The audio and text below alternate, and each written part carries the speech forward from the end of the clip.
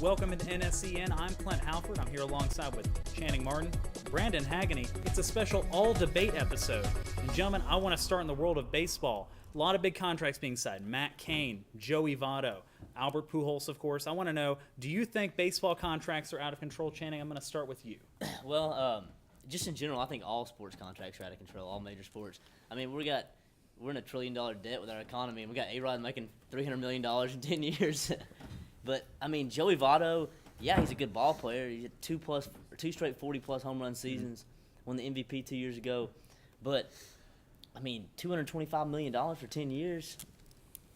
I mean, is Albert Pujols worth $25 million a year? He's gonna, if he makes that money back, because they said the Yankees have a $230 million payroll, but their organization makes $900 million a year. So if it's true that they're putting forth that much profit, then pay them whatever you want to pay them, I guess. But I doubt that many teams make anything close to the amount of money that the Yankees make. It's definitely a valid point. Brandon, what do you think? Look, I agree with Channing in the sense that all sports contracts are really sort of out of control right now.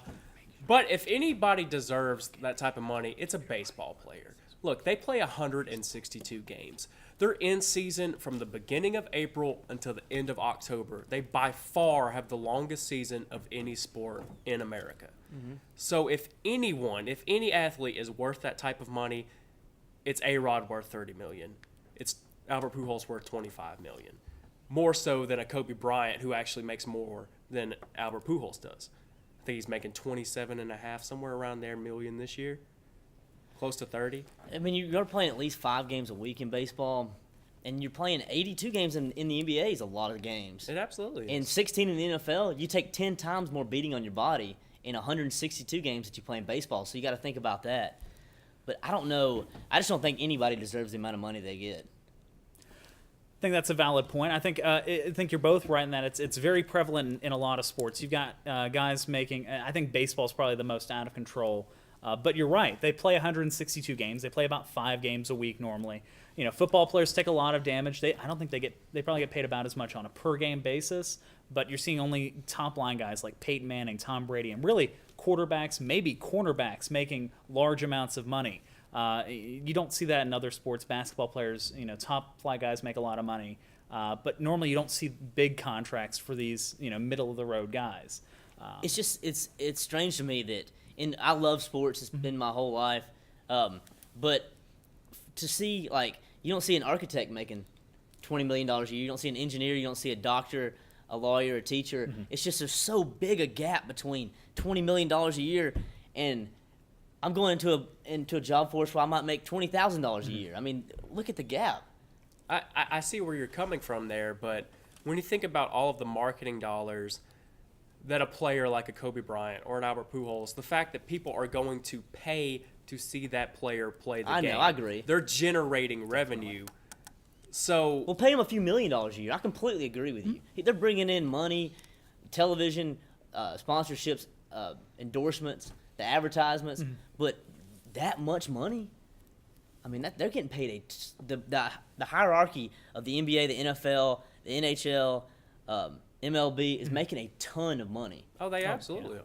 I think that they should cut down the percentage of their contracts as a whole in major sports. You could definitely try that. I think the players would probably revolt against that, but it's definitely an option. They would. The players' union would raise heck, but I don't know. What are you going to do? Definitely. Let's move on to basketball, gentlemen. Kobe Bryant's been out with an injury. Lakers are 4-1 since he's been out. He's coming back. Brandon, how deep do you think the Lakers can go in the playoffs with Kobe Bryant back in the lineup? Okay, we argued this a few episodes ago about who we thought was going to win the title. I believe you said the Oklahoma City Thunder. Mm-hmm. I said the San Antonio Spurs. It's kind of contradicting what we're saying, but yeah. I believe that the Lakers, with Kobe Bryant entering the fold again, are legitimate title contenders. Good enough today if he was 100% healthy, which granted, regardless, he's not going to be 100%. Let's say Kobe's 90% healthy. Did they beat the Thunder in a 7-game series? Did they beat the Spurs in a 7-game series on the road? I think they could beat the Spurs in a 7-game series. I'm not sure about Oklahoma City, but look, Ramon Sessions has been a complete beast since they acquired him from Cleveland at the trade deadline. He gives them the quickness at point guard that they haven't had in years. Defensively, he helps out more than they are talking about because Derek Fisher had definitely lost a step or two. Derek Fisher, towards the end of his run with the Lakers, was getting torched by every above-average point guard that they played. Obviously, you got Colby at shooting guard. I'll tell you who's playing really good basketball right now for the Lakers. That's Ron Artest, Meta World Peace, whatever you want to call him. Over the last 6 games, His mama named him. Ron Artest then. Over the last 6 games, well, since pretty much Kobe Bryant has been down, he's averaging 19 points a game.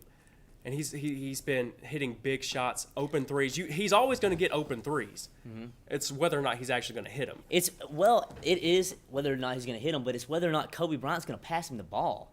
I mean, he said last year in the playoffs, they asked him, why was he so shocked that he made a game-winning shot? He said, I was just shocked that Kobe passed me the ball. I mean, Kobe Bryant is he's already wrapped up the league scoring title. Mm-hmm. One of the greatest players of all time, maybe the greatest player we've seen in our lifetime, besides MJ. If Kobe would distribute the ball a little better, because as we're seeing with these 5 games that he's missed and they're being productive, he is coaching from the sidelines.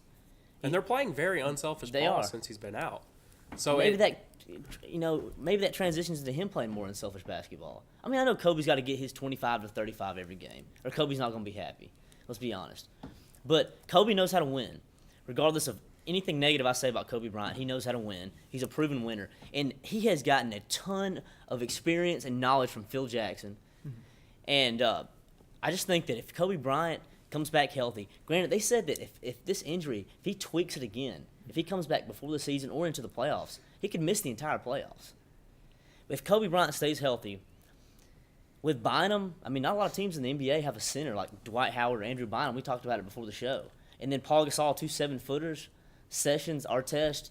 They've got the talent to put together a championship run. They absolutely do. Okay, well, let's take it this way then. If they don't have Kobe, can they beat the Spurs? Can they beat the Thunder? They have talent, but they don't have that superstar player. Absolutely not.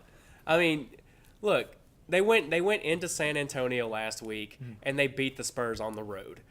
Andrew Bynum had 30 rebounds in that game, but I wouldn't expect Andrew Bynum and the Lakers to repeat that performance without Kobe Bryant. Just flat out. It's the Black Mamba is down the stretch. If I could take one player in the NBA, regardless of how clutch Kevin Durant is, Dwayne Wade, I'm going to leave LeBron James out of that talk, obviously. Yeah. But you would want Kobe to take the last shot. I think we all agree on this. Without Kobe, they can't do it. I mean, they might get swept in the first round by Dallas without Kobe. Do you not think so?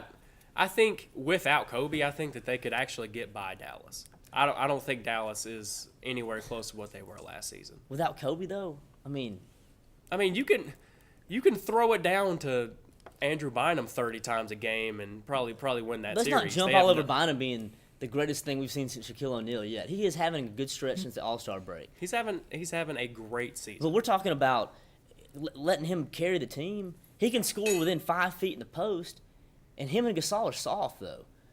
Without Kobe, I don't think – I mean, every once in a while, a blind squirrel gets a nut, but I don't think that – I mean, maybe win 2 games and take it to 6 against Dallas. I believe without Kobe, they would beat Dallas. All right. I want to move on to just a wide-open topic here. There's a lot of talk about violence in sports. You had the bounty scandal in football. You've got Andrew Bynum, who we were just talking about, picking up guys and slamming them on the court. Buster Posey got taken out last year at a collision in the plate. And there's just an absolute load of suspensions and injuries going on in the NHL playoffs right now. So I want to ask you guys what you think is the line that gets crossed in violence. And I want to start with you, Brandon, and I want to start in football. What do you think is the line that players cross in football? I believe the line is the bounties, the bounty system that the Saints were running. The fact that you go out on the field each and every week and put up money for a guy's well-being. Look, I know football's a violent game. Don't get me wrong. There's going to be hard hits, period. You don't need to enforce that. It's going to happen anyways. And when you have players going down with concussions, and now these guys that the head suffered trauma after a few years after, I'm not sure what the medical term is, but they don't, and it's only happened in a handful of players, but so much head trauma in their career that they don't even really know where they are. Or I mean, it's a very, very violent game. But who's to say that? How many teams do you think actually have a bounty? I don't think it's just the Saints. I mean, you're taught I to definitely hit don't. people as hard as you can in football. It's a very violent, intimidating sport.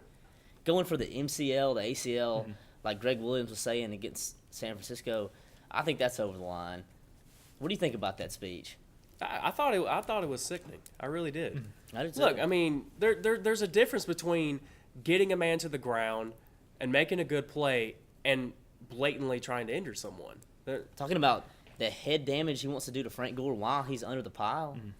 Affect the head, affect the head. I mean, he Right. was emphasizing it over and over. Definitely.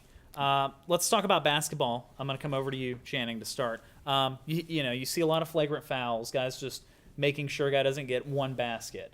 What to you is the line in See, basketball? I'm kind of iffy on this because the Berea thing with Andrew Bynum. Andrew Bynum, thank you. It was because they were about to get eliminated, Mm-hmm. and that was just a dirty, cheap move that made him look like a punk against a guy that weighs 100 pounds less than him, is a foot shorter. But if a guy's going up in a game, in a close game, and going to get an easy layup, I say make him earn the points. Take him out. Which I don't want to see people get hit when you're vulnerable up in the air. Right. But I'm not saying you shouldn't make him. I mean, basketball can be a violent sport, too. It is sports. I mean, I say put a body on him. Oh, You yeah. got to do what you got to do to win. But I don't want to see dirty things, but I don't know what the line is on that. Right. It tends to blurs a little when you talk about basketball. I think undercutting a guy as he's going up for a dunk is completely out of line. I agree. Something that what Robert Ory did to Steve Nash a couple of years ago in the playoffs, hip checking him into the scorers table. That's out But of ruined line. the Suns' playoff run right there. Yeah, because two guys happened to get up from the bench, so they got suspended the next game. That's a whole other issue. I actually thought that Suns team was going to win the I did title. too. I wanted to see Steve Nash win a championship that year. But what's the line? I mean, yeah, undercutting a guy, but if you lower your shoulder into somebody when they're going up for a free throw, I mean, it's very similar to undercutting somebody, but it's a good coaching strategy at the same time too. If you take Dwight Howard out and he misses both free throws Right. and you beat him, The Hack-a-Shack. the Hack-a-Shack. The method. Hack-a-Shack And is method. that Bush League? That's a whole different issue. Yeah, that's a hard one to define. I definitely agree with both of you. I don't think it's also probably difficult to define in baseball because there's not a lot of physical contact, but you'll see guys sliding into second base and trying to take out the second baseman's knees. Or you see the collisions at home plate, like I said earlier. Buster Posey got taken out last year. Is there a line in baseball? I mean, I think you hear old stories about Ty Cobb going spikes first into people when he was stealing bases and sliding into second and third. Come on, that's a little uncalled for. But they were Yeah. cutting balls with knives and pouring liquor. Like, I on them. mean, there's a lot of That's the thing that happens. That's sort of the overall theme in a lot of these sports is like people are trying to say that, oh, that's how we've always done it. Well, we have technology now that shows us the head trauma that guys have been. right. That's a good point. You got to change with the times. Exactly. I don't. Do y'all have a problem with breaking up a double play, spikes up going into second base? I have no problem with that. 5-6 metal spikes in your ankle ain't the worst thing. You know what I mean? it's not the worst It's not thing the right best off. It's not the best thing, but I think that's good hard baseball. It's good hard baseball, but this is more coincidental than anything else. What if the spikes go in and tear a guy's Achilles tendon? I'm not saying I want to see that. What by I- any means. What I don't I'm think gonna anybody ask- I'm wants gonna No, ask I Channing understand this. what you're saying. I think that's good hard base, but there's a fine line between all the things we're talking about. All right. One last sport, like I mentioned, hockey at the beginning. A lot of stuff going on in the playoffs. Of course, Sidney Crosby missed most of the year with concussion. Shea Weber shoving Henrik Zetterberg's head into the wall. It didn't hurt him. He got fined $2,500, which I think we'll all agree is kind of silly, but that's the NHL CBA. What is that for? Is that like us buying a candy bar? Is that like $1 to? It's about that, yeah. It's about 41 Going back to the seconds big worth contracts for A-Rod, is that like throwing a penny out in the Something like ocean? that. It's more or less. more or less. And hockey tries to do a lot to stop that, to prevent. But there's definitely a line in hockey, but we'll have to cover that another time, gentlemen. We're going to take a break. We'll be right back. Again, all debate. We'll be back with more debates.